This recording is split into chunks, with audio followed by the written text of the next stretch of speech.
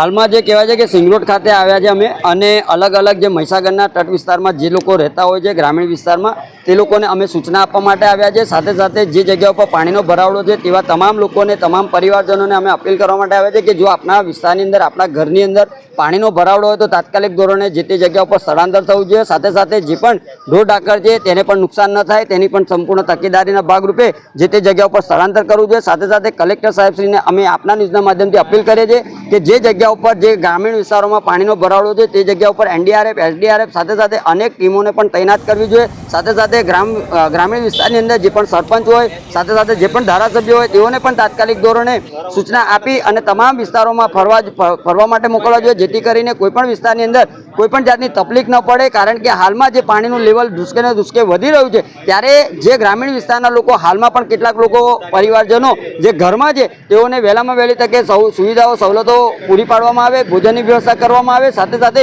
જે જગ્યા ઉપર સ્થળાંતર કરવાના છે એ જગ્યા પર પણ તાત્કાલિક ધોરણે સ્થળાંતર કરવામાં આવે તેવી અમારી માંગ છે।